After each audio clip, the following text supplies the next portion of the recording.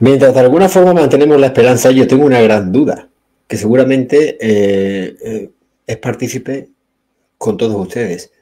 ¿Conseguirá realmente la humanidad en bloque ser consciente de lo que se nos tiene preparado para todos y en definitiva generar un punto de inflexión, no como el que dice el señor Klaus Schwab, de sensores implantados en el cerebro, que es justamente lo que se está haciendo ahora? Sensores de grafeno, claro está. Sino darse cuenta realmente de qué es lo que está ocurriendo y revertir la situación. Y no solo eso, sino condenar a todos los cómplices humanos.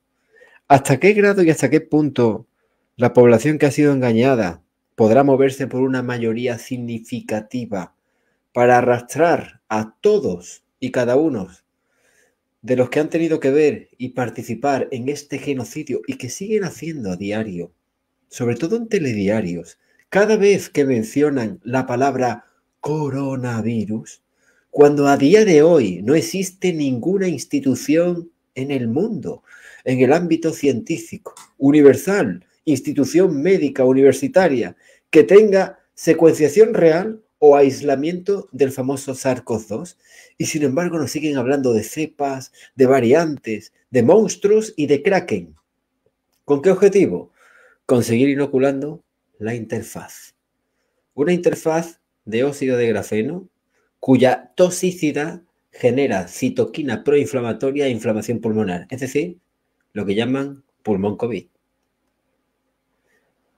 Una interfaz cuyas propiedades dentro de la biología humana, por la particularidad que tiene ese material, el óxido de grafeno reducido, de ser superconductor, de ser piezoeléctrico, de ser magnético en contacto con moléculas orgánicas o células vivas y por lo tanto ser poder utilizarse como interfaz donde leer y escribir información tanto en las neuronas como en sistemas como el cardíaco, eminentemente eléctricos. Pueden provocar arritmias con el resultado de muerte súbita, trombogenicidad de la sangre, porque el grafeno inicia una cascada de coagulación favoreciendo el efecto rouleau de la radiación y todo tipo de estrés oxidativo disparando por tanto todo tipo de cáncer e inflamación en definitiva. Es decir, todo lo que estamos viendo en la actualidad a diario que contribuye al exceso de sobremortalidad en todos los países, especialmente en los inoculados. Todo el exceso de mortalidad infantil que nunca hubo y que ahora está viendo. Porque el material interfaz no solo se ha introducido en lo que llaman vacunas COVID, también se ha introducido en todas las vacunas del calendario, todo tipo de inyectables, incluso en productos interactuantes con la biología humana. Sabemos que la barrera de toxicidad más alta es la interacción in vivo directamente cuando el grafeno toca la sangre, generando el efecto corona biológica, corona biomolecular. Probablemente de ahí han sacado el nombre de coronavirus. Salvo que lo que llaman SARS-CoV-2 o virus es una molécula o un nanomaterial en tamaño nanoescala reaccionando o interaccionando con proteínas de la sangre. Ni nos mata la proteína, ni nos mata el virus. Nos mata la introducción de ese material, del grafeno. No se pierdan ustedes. Toda esa operación hubiera sido mucho más fácil de descubrirla y por lo tanto no llevarse a cabo si no hubiéramos tenido también la complicidad de determinados colectivos que ustedes conocen muy bien y que ya ni siquiera voy a mencionar, que se han encargado de dispersar la información y elaborar distintos focos, cuyo objetivo era principalmente encubrir a toda costa la introducción de esta interfaz. ¿De qué interfaz estamos hablando? Pues estamos hablando de la interfaz de Elon Musk. A pesar de que nos aparece ahora diciéndonos que ha tenido efectos secundarios muy graves con la segunda dosis. Y es algo que escribe y tuitea en su propio canal, el Twitter. Lógicamente lo que está haciendo en un ámbito que ni mucho menos es inteligente es formar parte del engaño haciéndose de alguna forma responsable, entre comillas, a la hora de decir que hasta multimillonarios como él tienen que pasar por el aro y de alguna forma haciéndose víctima. Yo fui igualmente a ponérmela. Ni ha tenido efectos secundarios, porque no son efectos secundarios, sería el efecto principal, porque no se ha inoculado su propia interfaz, lógicamente. Porque sabe sobradamente qué es lo que ha ocurrido y qué es lo que iba a hacer. Recuerden que el objetivo es la neuromodulación. El objetivo es conectar a todo el mundo a la nube. Aunque lo llaman metaverso, en la versión oficial es conectar a todo el mundo a la nube mediante esta interfaz.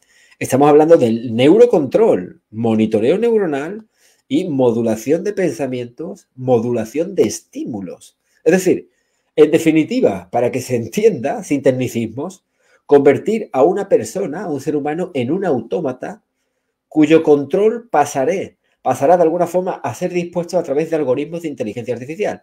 Es decir, la IA, la inteligencia artificial, que de inteligente no tiene nada porque viene programada en sus algoritmos por no sabemos quién, monitorea al individuo o grupo de individuos y en función de si establece si es bueno o mal ciudadano, justamente por sus pensamientos, no por otra cosa, va a proceder a castigarlo o no. El castigo ya saben cuál es. Puede ser una muerte súbita por arritmias, puede ser un cáncer galopante o determinadas parálisis, trombogenicidad, ictus, etc. Es decir, decide irradiar individualmente a determinado grupo de personas o sectores, generando lo que ellos llaman brotes o olas artificiales. Kraken, Omicron, etc. Miren ustedes, la información que estamos compartiendo aquí en la quinta columna, que estamos hablando de alguna forma, ya es muy conocida por gran parte, no tanto como a nosotros nos gustaría, de la población. Hay parte que la intuye, pero ni siquiera quiere tener conocimiento de esto. Pero desgraciadamente es un conocimiento que hay que tenerlo porque el conocimiento en este sentido nos salva. Es decir, el no tenerlo es estar engañado en la versión oficial. Aunque les parezca increíble, lo que ocurre en televisión, lo que cuentan las instituciones aparentemente científicas y oficiales, es un bulo y un engaño tan monstruoso que justamente está llevando a gran parte de la población a la muerte.